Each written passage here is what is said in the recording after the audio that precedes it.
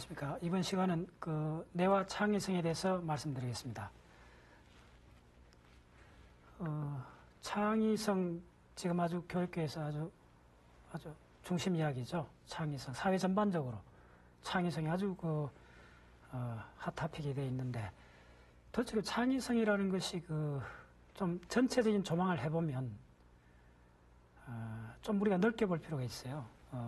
칙센트 미하이어에 하면, 인간에 있어서 창의성의 의미란 것은 인간에게 창의성이 없다 하면 세상은 지금과 매우 다른 곳이 되어 있을 것이다. 여전히 우리는 유전자의 지시에 따라 행동을 했을 것이고, 창의성이 없다면 말이죠. 창의성이 없으면 우리는 유전자가 시킨 대로 대부분 하게 되는 거죠. 본능이 지배하는 시스템이 되죠. 살아가면서 배우는 모든 것은 우리가 죽는 순간에 잊혀져 버릴 것이다. 언어, 노래, 도구, 그리고 사랑, 자유민주주의와 같은 개념도 존재하지 않았을 것이고, 삶에 대한 아무런 느낌도, 아무런 의미도 느끼지 못한 채 여타 다른 생명체와 별반 다름없이 살아갔을 것이다. 언제? 창의성이 없을 때. 그래서 창의성이 무슨 발명을 한다든지 특출난 무엇을 고안해내는 것들에건 아주 좁은 의미의 그런 것도 있지만은, 전 인류적으로 봤을 때 인간이 창의성이 없었다면 유전자가 시킨 대로만 살아갔을 거고, 언어나 민주주의나 시장 경제나 이런 것들이 만들어질 수가 없었다는 거죠. 궁극적으로 이렇게 볼 때 창의성은 인간의 삶에 있어서 대단한 중요한 의미를 갖는다. 창의성이야말로 인간을 인간답게 만드는 가장 근원적인 원인이 되기 때문이다. 그래서 칙센트 미하이에 의하면 창의성은 문화 속에서 어떤 상징 영역을 변화시키는 과정을 의미한다는 거죠. 예, 다시 한번 말씀드리겠습니다. 상징성이란 것은, 창의성이란 것은 문화 속에서 상징 영역을 변화시키는 과정이라는 거죠. 상징 영역을 변화시킨다. 대표적으로 우리가 새로운 개념에 해당되는 용어를 만들어낸다 해봅시다. 그게 창의라는 거죠. 예를 들면 유비쿼터스, 그런 용어가 나무로 해서 우리가 새로운 상징 영역을 만들어내지 않습니까? 그리고 우리가 또 유명한 최재천 교수님의 통섭이라는 새로운 상징 용어를 만들었지 않습니까? 통섭이라는 용어 속에 용어에 의해서 우리가 새로운 상징 영역을 개척해 나가는 거죠. 그와 동시에 새로운 노래, 새로운 사고, 새로운 기계 등 모두 창의성에서 만들어졌다는 거죠. 자, 그러면 이렇게 포괄적이고 긴요한 인간 삶에서 아주 절대적으로 긴요한 창의성이 내과학적으로 보면 어떻게 생각해야 되는가? 그 창의성이 내과학적으로 보는 그 관점은, 창의성이란 굉장히 일반적이고 언어적인 감각인데, 일단 내과학적으로 그 창의성을 살펴보기 위해서는 그 연결 지점을 찾아야 됩니다. 내과학하고 어디 쪽에 접속을 할 수 있는가를 유심히 봐야 되는데, 칙센트 미하이에 의하면 창의적인 인물들은 끊임없이 놀라워한다. 마치 주위에서 일어나고 있는 일들을 이해할 수 없다는 식이다. 그들은 우리가 보기에 너무나 당연한 일에도 의문을 갖는다. 자, 그 다음, 자신이 행복한지 아닌지도 모르는 사람이 많다. 그들의 삶은 경험이 두루뭉술하게 지나가는 것처럼 무관심이라는 안개 속에서 간신히 인식되는 사건의 연속으로 끝난다. 이게 보통 사람이 그렇다는 거죠. 일반인들의 상태와는 달리 그러한 두리뭉술한 그런 사건의 연속으로 끝나는 그런 일반인들과 달리 창의적인 사람들은 어떤 특징이 있냐면, 일반인들의 상태와는 달리 창의적인 사람들은 매우 예민하게 감정을 느낀다. 자, 이게 만나는 지점입니다. 내과학하고 창의성이 만나는 지점이 바로 예민하게 감정을 느낀다는 이 지점입니다. 그런 관점에서 창의성까지 이르는 과정을 한번 설명해 드리겠습니다. 출발점은 이게 이제 스피노자의 그 책에서 나오는 이론을 쭉 따라가면, 출발점은 수목 형태로 우리 한번 이렇게 살펴봅시다. 우리 의식의 전체적인 흐름을 수목으로 이렇게 비유해 보면 나무가 이렇게 올라가서 두 가지 이렇게 갈라집니다. 크게 두 가지로 이렇게 갈라지고, 그 다음에 이제 이렇게 많은 격가지들이 이렇게 나오게 되겠죠.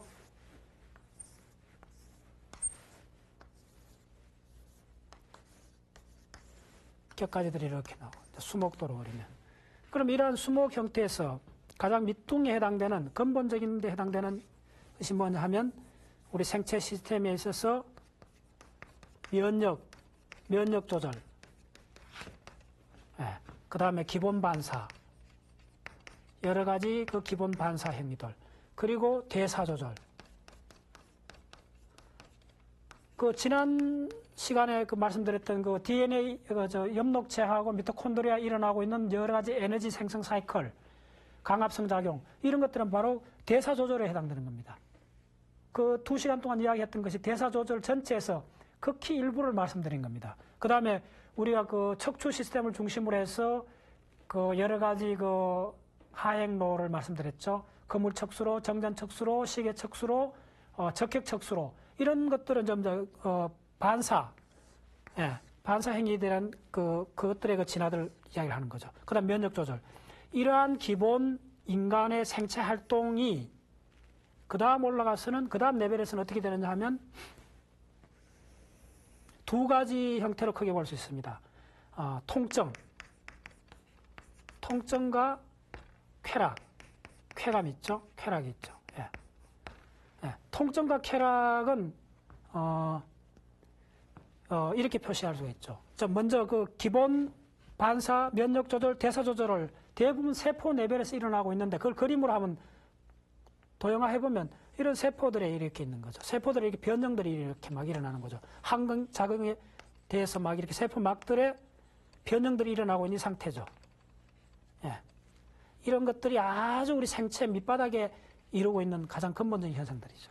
그 다음 단계는 통증 쾌락은 뭐냐 하면, 통증이 오면 우리가 통증이 오는 자기는 해피하죠.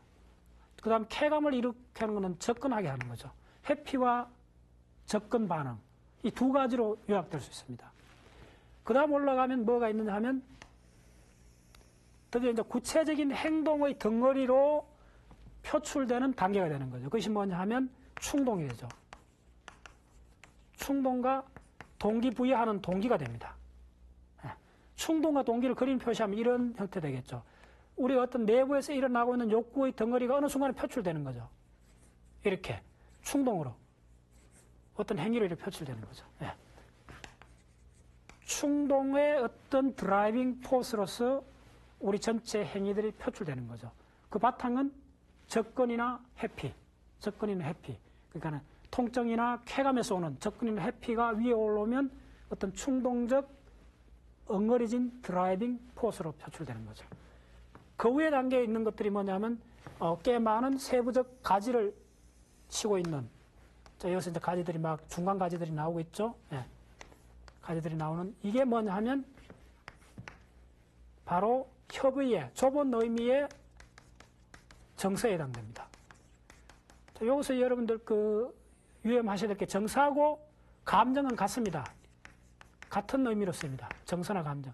그러면 협의의 정서는 크게 세 가지로 나눠줄 수 있습니다. 다마지오의 이론에 의하면 협의의 정서는 맨 첫 번째 배경정서,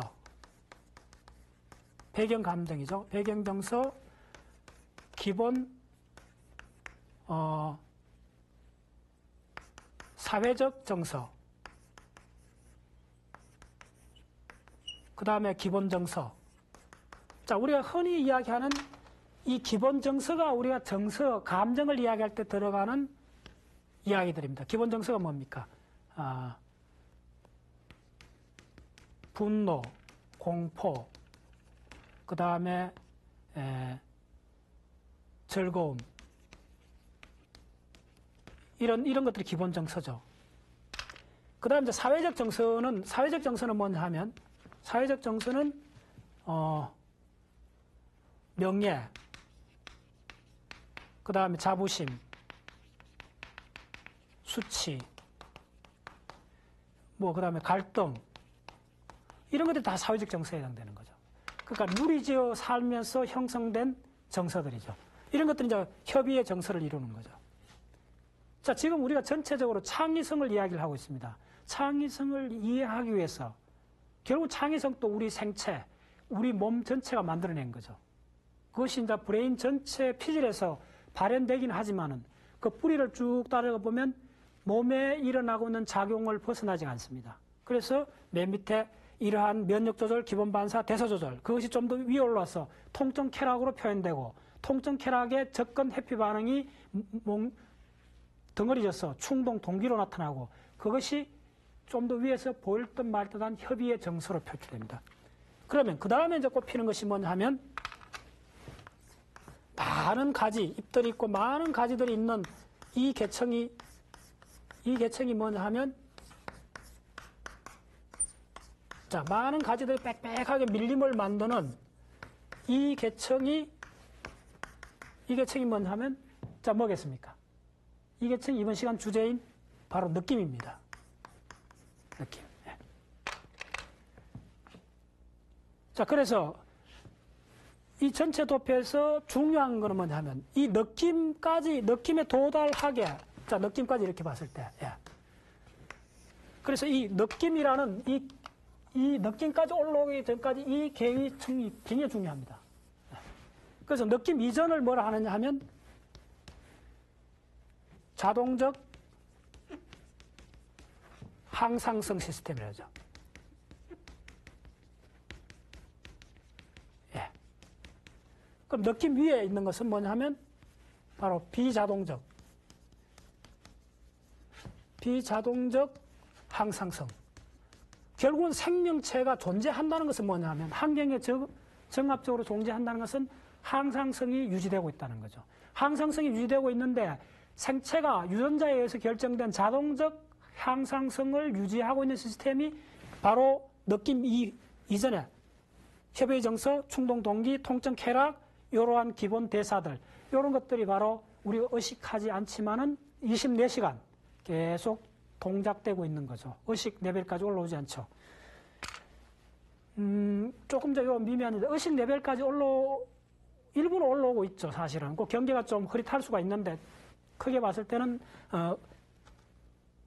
의식화되지 않고, 여태 의식화되지 않는다 말은, 다른 말로 하면 이거는 신경회로 수준입니다. 신경회로에서 일합니다. 심지어 어떤 회로들은 전두엽을 쓰고 있지만 전두엽까지 올라오지만 그냥 반사 동작일 수가 있죠. 그걸 이제 고흐의 유명한 이론의 좀비라 그러죠. 그걸 좀비라 그러죠. 예, 좀비 하지 않습니까? 예, 좀비 시스템이라고 하는데. 그다음에 그러면 이 자동적 항상성 시스템, 느낌으로 올라온 자동적 항상성 시스템은 뭐냐면 바로 심적 상태입니다. 심적 상태, 심적 수준이 됩니다. 이게 바로 키워드입니다. 심적. 예. 마음 상태까지 올라왔다는 거죠. 그게 뭐냐면 심적 상태는, 자, 여기서 말하는 심적 상태가 갖는 많은 작용이 있습니다. 심적 상태가 할 수 있는 능력하고 자동적 상태가 할 수 있는 능력을 구별할 수가 있으면 우리가 느낌이라는 것이 참으로 강력한 호모사피엔스에서 개발된 강력한 툴이라는 것을 이해하시게 됩니다.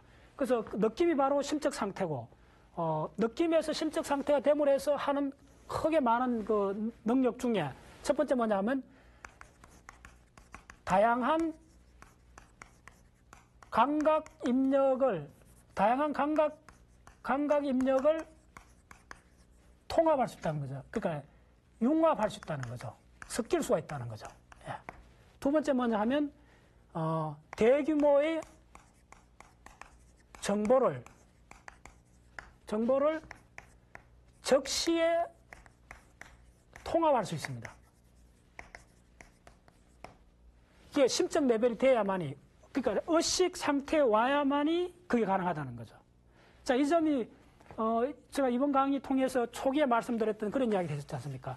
우리의 의식 상태에서, 의식 중에 단지 5%만이 의식화되고 나머지는 95%는 무의식이라는 거죠. 의식화되지 않는다는 거죠. 이 95%의 무의식 영역이 바로 이 자동적 향상성 시스템과 관련이 있습니다.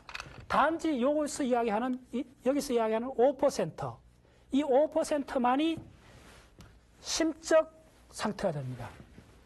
굉장히 중요한 소스죠. 굉장히 중요한 뇌의 자원인데 이 5%의 심적 상태에서만이 다양한 감각 입력이 서로 인터페이스를 맞출 수가 있고, 그 다음 더 중요한 거는 동시에 많은 뇌에 들어온 입력 정보를 즉시에 통합할 수 있다는 거죠. 자, 그러면 그게 바로 느낌이 되고, 느낌이 심적 상태로 바로 바뀌어지는데, 느낌이 갖고 온 심적 상태가 그렇게 강력한 뇌의 자원을 쓰는 이유는 뭐냐? 그것이 바로 핵심인데, 느낌이 그렇게 많은 심적 상태를 쓰는 이유는 뭐냐 하면 불확실성에 대처하기 위해서입니다.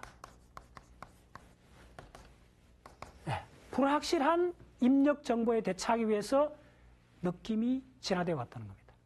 자, 다시 한번 말씀드리겠습니다. 이것이 이번 강의의 바로 핵심이고 이것만 이해하시면 됩니다. 왜 우리가 느낌이 그렇게 중요하냐? 이렇게 많은 자원을 쓰느냐? 네. 그것은 바로 불안전, 불확실성에 대처하기 위해서 개발한 인지적 능력이 바로 느낌이라는 겁니다. 그래서 우리가 느낌을, 우리 흔히 한마디로 표현하면 뭡니까? 느낌이 들 때 우리가 이런 말을 쓰죠. 자, 느낌할 때 우리가, 느낌 뭡니까? 자, 감정이 뭡니까? 물으면 명확하죠. 감정이 화내고, 뭐 싫어하고, 그 감정이죠. 느낌이 뭐냐? 뭐 한마디로 표현해보라. 느낌 이렇게 표현할 수 있죠. 느낌은 왠지 이거잖아요. 자, 왠지 뒤에 뭐 물음표도 되고, 자 보세요. 느낌표도 되지 않습니까? 우리가 설명은 할 수 없지만 알죠. 아, 누구 만났던 느낌이 어떠냐? 아, 그 사람 왠지 그래. 저 앞시 뉴스를 듣고 어떤 현안이 된 사건을 보고 느낌을 이야기해 보시면, 아, 왠지 뭐 꺼림직해. 왠지 뭐해. 그렇지 않습니까? 그게 느낌의 속성을 잘 표현한 우리 말이 바로 왠지 뭐 하다는 거죠. 구체적으로 설명은 못하지만 내 몸 전체가 알고 있다는 거 말이죠. 그 말은 거꾸로 이야기하면 무슨 이야기냐 하면 느낌의 세계는 왠지 뭔가 우리가 알고 있는 세계죠. 표출은 안 되지만 왠지 알고 있는 세계니까 알고 있다는 말은 뭐냐? 의식이 되고 있다는 거죠. 바로 5% 의식을 쓰기 때문에 우리가 그 왠지 뭔가 하는 느낌, 전조, 이게 뭡니까? 이게 좀 발전하면 전조죠. 예측이 되는 거죠. 자, 예측하고 맞물려 들어가는 것이 뭡니까? 예측이야말로 바로 불확실성에 대처할 수 있는 거죠. 예. 예측이야말로 우리가 불확실한 입력에 대처할 수 있는 방안이 바로 예측이죠. 그래서 제가 이 강의 시리즈를 통해서 끊임없이 강조했던 것이 뭐냐 하면 브레인이 하는 가장 중요한 역할 중에 하나는 미래를 예측하는 거라겠죠. 그 미래를 예측하는 능력은 바로 느낌을 통해서 구현됩니다. 느낌이 왠지 어떻다. 느낌이. 자, 그러면 느낌에 대한 구체적인 세부사항을 왜 우리가 바로 언급하기 힘드느냐? 간단합니다. 그거는.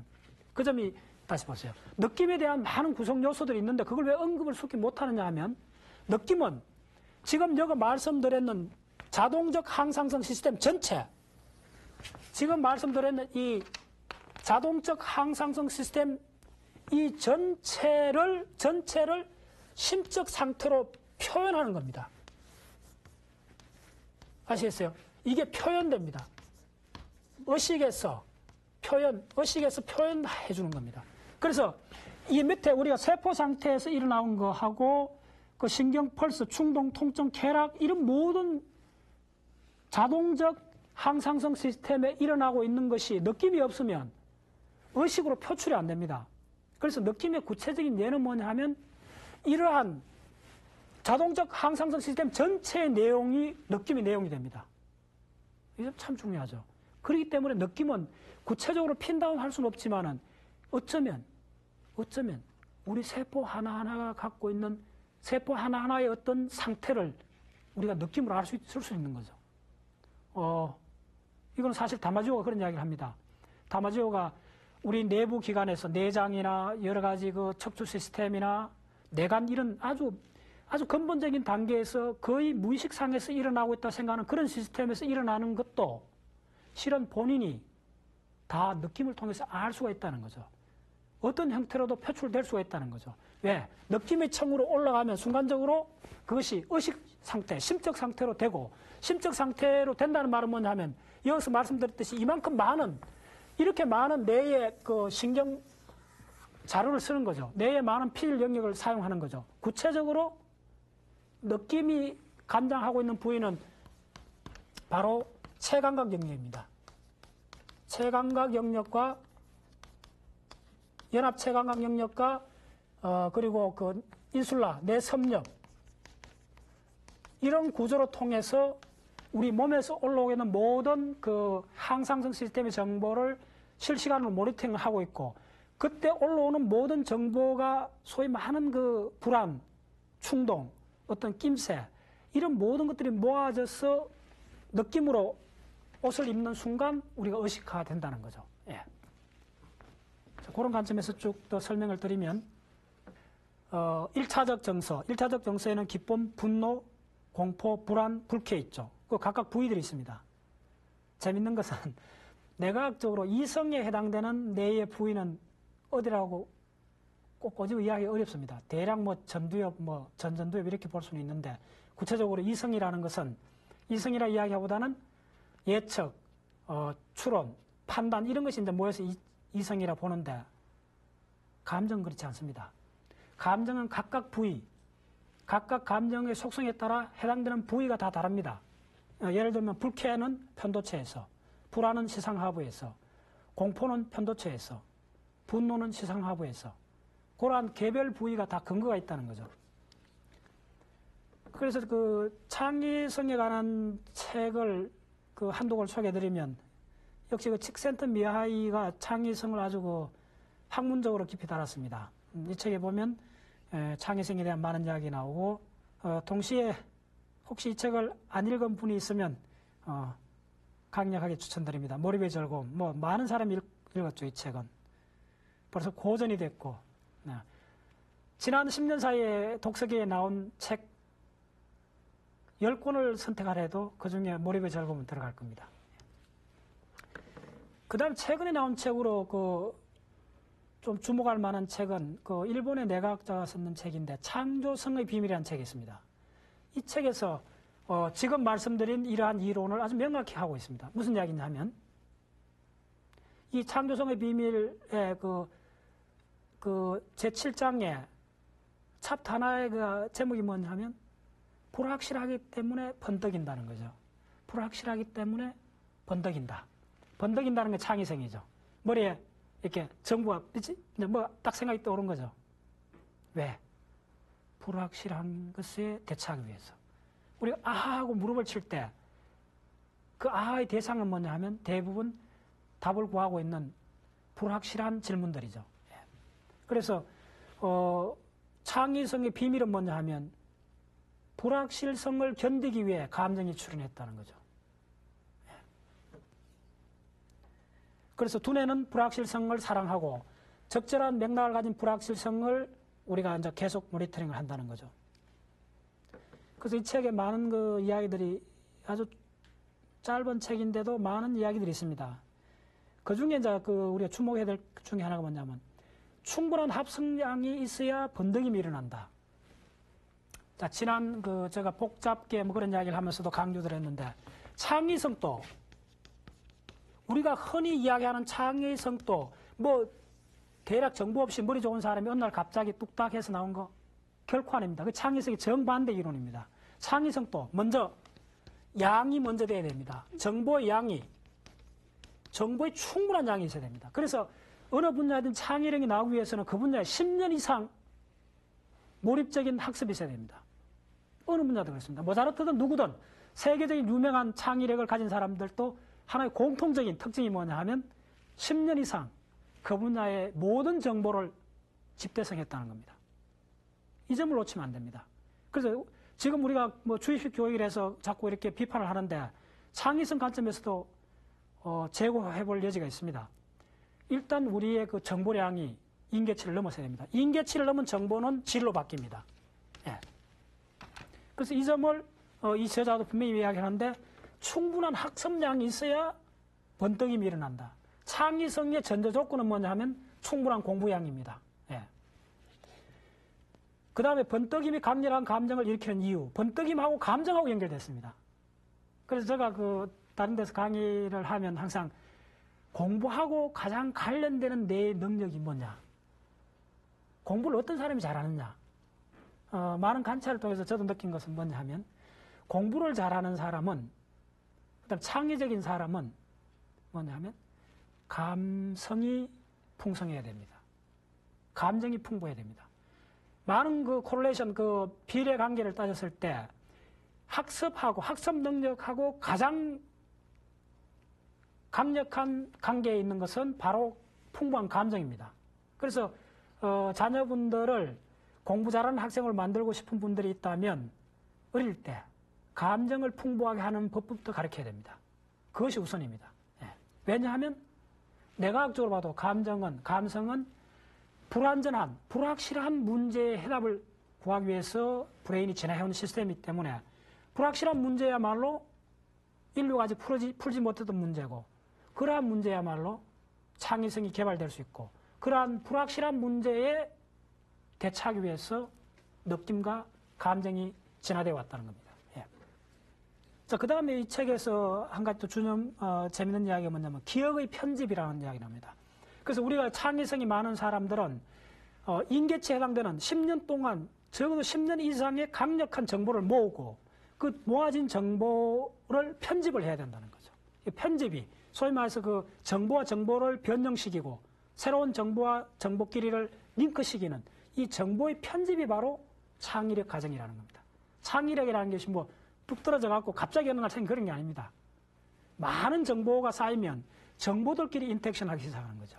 그래서 정보에서 편집 과정이 일어나고, 그러니까 새로운 정보가 첨가되는 과정에서 새로운 문제에 대한 해답이 나오는 겁니다. 그래서 감정의 회로는 1930년대에 파페츠라는 신경과학자가 감정의 회로를 발견했다고 이야기했죠. 그게 유명한 파페츠 회로인데 대략 이야기하면 시상에서 유두시상로, 유두체, 그 다음에 이제 시상으로 가서 시상 피질 방사, 대상이랑 쭉 해서 해마부 주위 영역으로 해서 해마체로 들어 이렇게 하는 펜우프를 그립니다. 자, 보세요. 파페츠 헤러는 이 강의에서 제가 한 서너 번 말씀드렸는데 1930년대에 나온 파페츠 헤러가 감정의 회로라고 상당히 그쪽에서는 이론이 모아졌었는데 1990년대 이후로 이러한 파페츠 회로가 바로 기억의 회로라는 것이 밝혀졌습니다. 참으로 시사하는 바가 큽니다. 감정의 회로와 기억의 회로는 대부분 동일한 회로를 사용하고 있습니다. 그래서 기억 이꼴 감정을 해도 과언이 아닙니다. 이제 이해하시겠죠? 왜 굿 학습, 좋은 학습자가 되기 위한 것은 훌륭한 기억력을 갖는 건데, 어떤 면에서 훌륭한 기억은 그 기억을 만드는 회로가 바로 감정의 회로지 않습니까? 감정이 풍부한 사람이 기억력이 탁월한 겁니다. 예. 그리고 이제 느낌의 차원, 심적 차원에서는 뇌 전체에 있는 그러한 기억 정보들을 사용합니다. 심적 상태가 강력한 이유는, 자, 다시 한번 말씀드리겠습니다. 이러한 심적 상태, 느낌에서야 비로소 발현되는 심적 상태라는 것은, 심적 상태는 사실 우리 멘탈리티, 브레인 펑션은 5%밖에 안 됩니다. 굉장히 귀중한 자원이죠. 이 5%밖에 안 되지만은 이 5% 갖고 있는 자원이 굉장히 중요한 역할을 하는 것이 뭐냐 하면, 자, 여기서 이 심적 상태에서 하는 중요한 일 중에 하나가 뭐냐 하면, 과거의 기억과 그 다음 현재의 상상, 그거를 바탕으로 한 추론이 가능해집니다. 어디서? 심적 레벨에서. 느낌에 의해서 표출된 심적 레벨에서만이 과거에 기억한 거와 그 다음에 지금 상상하고 지금 문제를 풀기 위해서 상상하는 거와 그거에 바탕으로 한 추론 가능합니다. 그 상상과 추론은 뭡니까? 미래를 바라보고 있죠. 그래서 과거와 현재와 미래를 통합적으로 바라볼 수 있는, 바라보는 것이 가능해집니다. 심적 레벨에서. 이 점 중요하죠.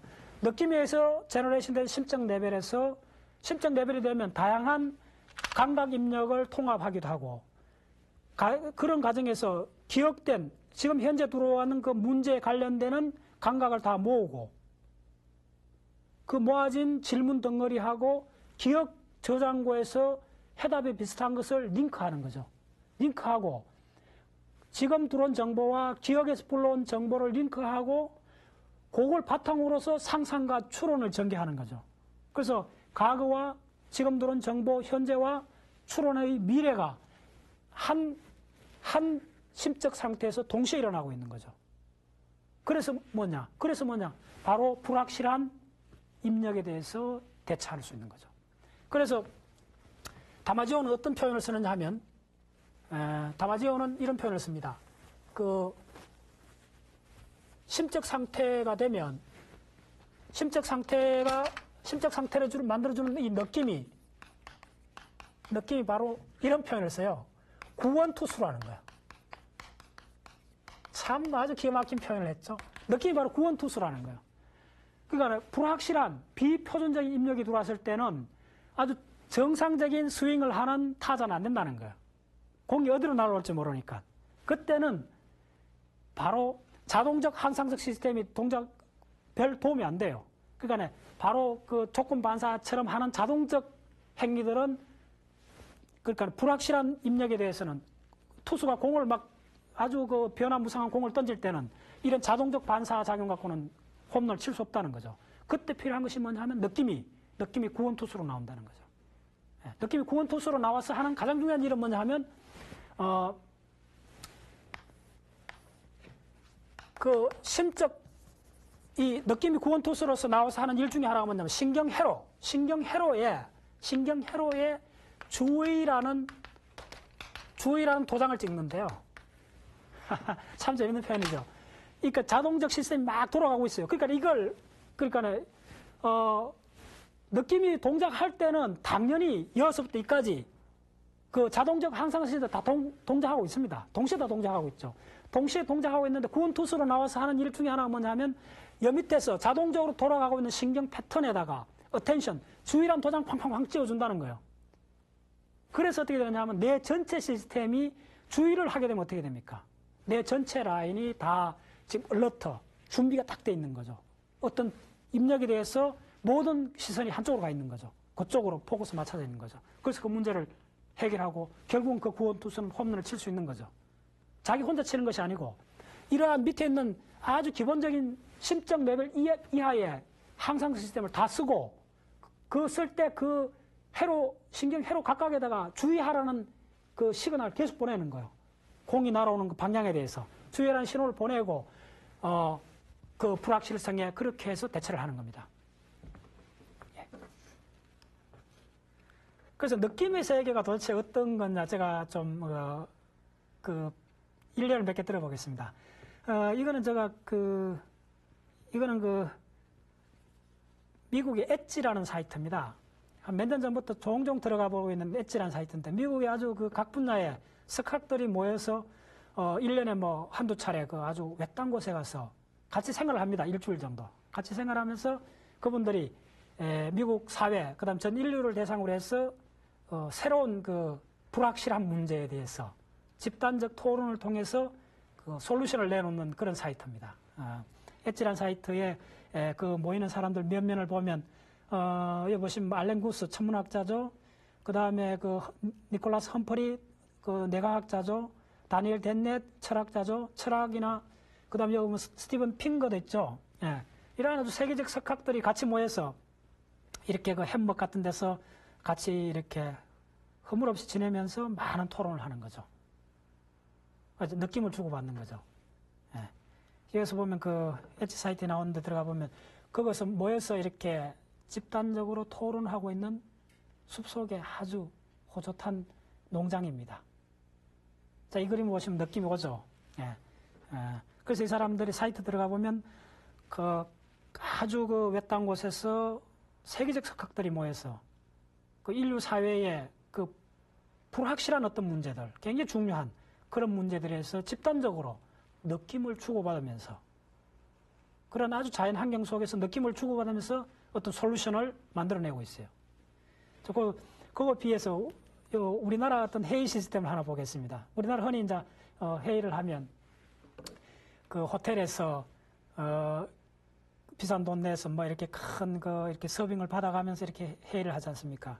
이런 집단적으로 모인 여기서 과연 느낌이 어디만큼 주고받을 수 있을지 저도 간혹 이런 데 참가해 보는데 할 때마다 이렇게 복잡하고 분주하고 시끄러운 데서 무슨 의견들이 그렇게 진솔한 의견들이 주고받을 수 있을까 회의감이 들었는데 이게 느낌이 가는 문제들이죠.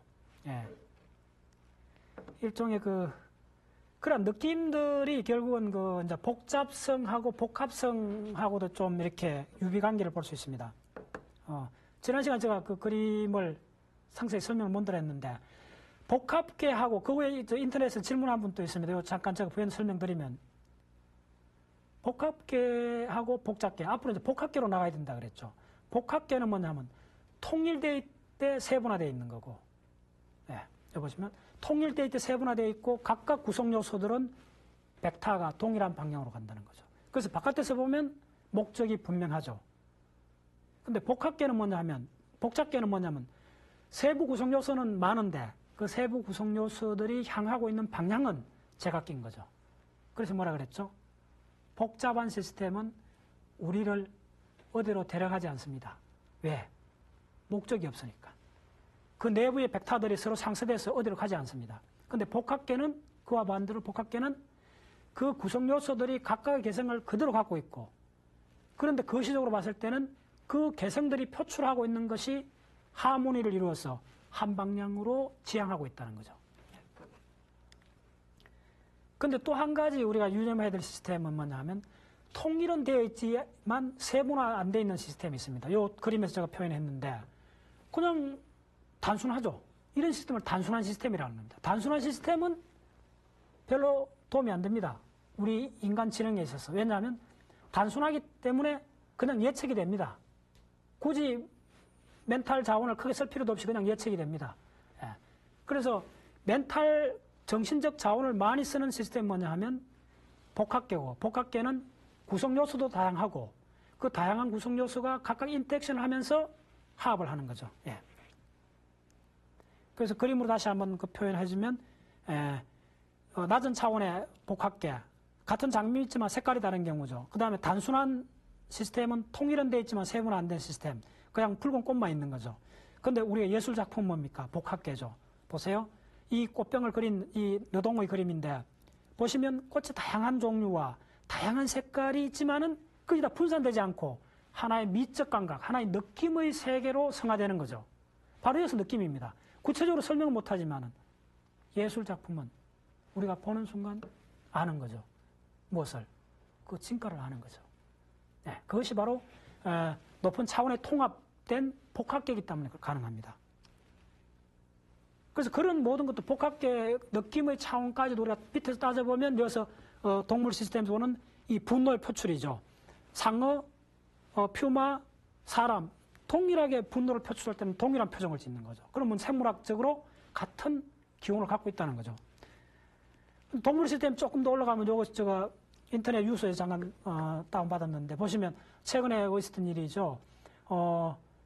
대구에서 길 가던 개가 강아지가 한 마리가 치였는데 동료 개가 구출하고 있죠. 죽은 걸 끄잡아내고 있고 중요한 거는 이 포유동물 개도 강력한 감정이 있다는 거죠. 사회적 감정이 있다는 거죠. 뭐냐? 그 자기 동료 개를 죽이는 트럭이 지나가면 끝까지 따라가서 짖는 거예요. 계속. 예. 그래서 동물 시스템에도 있고 그 위에 좀 올라가면 우리가 충동까지 올라오면 어떻게 되냐면 일종의 사회적 조정 굉장히 성질이 급한 사람들 있죠. 재밌는 게 성질이 급한 것이 어느 정도 화를 잘 내는 것이 판단력에 도움이 된다는 거죠. 그 한 예가 최근 인터넷에 나온 자료에 의하면 도널드 트럼프, 오프라 윈프리, 마사 스튜디오 이 사람들이 크게 성공한 심리학적 배경은 뭐냐 하면 바로 일종의 약간의 조증이라는 거죠. 약간의 가잉된 충동성이라는 거죠. 그러니까 사회적으로 잘 허용되는 정합적인 충동성은 강력한 드라이빙 포스가 돼서 성공할 수 있다는 거죠. 그보다 높은 단계, 지금 다시 한번 보겠습니다. 트럼프나 윈프라나 스튜어트 이런 사람들이 보여주고 있는 이 단계는 뭐냐면 협의의 정서입니다. 제가 봤을 때 협의의 정서 중에 사회적 정서죠. 사회적 정서가 사회적으로 긍정적인 반응을 보일 때 그분들은 사회적으로 성공을 합니다. 그런데 그건 아직도 뭐냐 하면 느낌의 세계가 아닙니다. 제가 봤을 때는. 느낌의 세계는 그러한 개별적인 구성 요소를 볼 수가 없어요. 보기가 힘들어요. 왜냐? 느낌은 그냥 단지 왠지 뭐로 포출되는 세계고 창의력하고 박보로 연결되어 있고 많은 뇌의 자원을 쓰고 있습니다. 느낌의 세계를 잘 표현할 수 있는 한 가지 그림을 보여드리겠습니다. 예, 제가 아주 좋아하는 너동이 그린 붓다의 그림이죠. 예, 한번 유심히 보세요. 느낌이 오시죠? 예, 느낌이 오죠? 뭔지 모르지만 뭔지 구체적으로 설명할 수 없지만은 이 위대한 인물에 대한 그 붓다가 그 들길을 산책하고 있죠. 온갖 꽃들이 말 그대로 하암에서 이야기하는 100가지 자파의 모든 꽃들이 그 붓다 주위를 에워싸고 있고 그 뒤 하늘 위에 있는 그 후광들 그리고 고목나무 이런 모든 것들이 어우러져서 이러한 다양한 복합계들이 다 어우러져서 바라보고 있는 붓다의 그 위대한 침묵에 포커스를 맞추면서 그러한 상태들이 하나의 일의적인 느낌의 세계를 표출하고 있죠. 그것이 바로 예술이 지향하는 포인트죠. 예술의 세계는 뭐냐?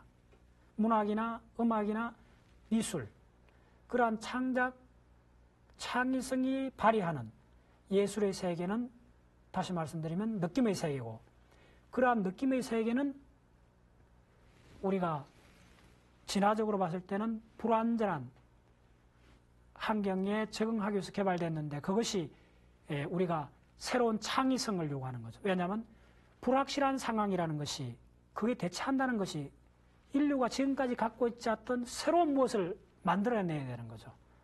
그때는 심적 레벨에서 강력하게 과거의 기억과 지금의 상상과 미래의 추론을 한순간에 다 통합을 하고 방대한 정보량을 처리해서 말 그대로 구원투수로 나타서 새로운 예기치 않은 입력에 대해서 대응하는 과정에서 표출된 것이 창의력입니다. 그러한 창의력이 느낌에서 강하게 표출될 때는 바로 예술의 세계죠. 이 붓다의 그 위대한 침묵이 바로 느낌의 세계를 잘 표현하고 있다고 생각합니다. 예, 감사합니다.